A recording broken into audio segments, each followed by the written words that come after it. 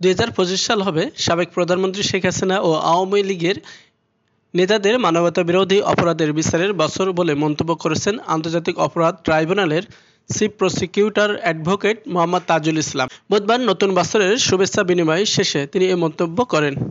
Chief prosecutor আরও বলেন, জুলাই-আগস্টে সংগঠিত মানবতাবিরোধী অপরাধের তদন্ত চলছে। সাবেক প্রধানমন্ত্রী শেখ হাসিনাকে ফিরিয়ে আনা রাষ্ট্রীয় সিদ্ধান্ত, তবে ট্রাইব্যুনাল তার বিচার কাজ এগিয়ে নেবে।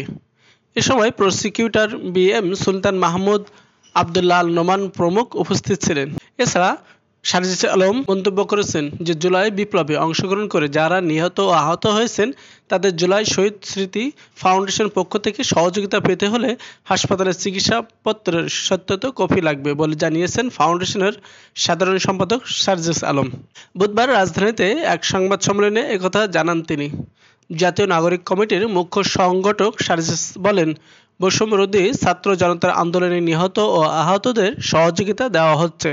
স্বচ্ছতার জন্য আহতদের হাসপাতালে চিকিৎসাপত্রের চিকিৎসকদের সত্যত্ব লাগবে, কারণ অনেকে চিকিৎসাপত্র জালিয়াতি করে সুযোগ সুবিধা নিতে চেয়েছিল। আন্দোলনে সম্পৃক্ত নেই এমন অনেকে সুযোগ সুবিধা নিতে এসেছেন বলে অভিযোগ রয়েছে। চলতি জানুয়ারি মাসে শহীদ পরিবারগুলোকে আবারও বড় অঙ্কের আর্থিক সহযোগিতা করা হবে বলেও জানান সার্জিস। ২০২৫ সাল হবে সাবেক প্রধানমন্ত্রী শেখ হাসিনা ও আওয়ামী লীগের নেতাদের মানবতাবিরোধী অপরাধের বিচারের বছর বলে মন্তব্য করেছেন আন্তর্জাতিক অপরাধ ট্রাইব্যুনালের chief prosecutor advocate Mohammad Tajul Islam. বুধবার নতুন বছরের শুভেচ্ছা বিনিময় শেষে তিনি এ মন্তব্য করেন। চিফ প্রসিকিউটর আরও বলেন, জুলাই-আগস্টে সংগঠিত মানবতাবিরোধী অপরাধের তদন্ত চলছে।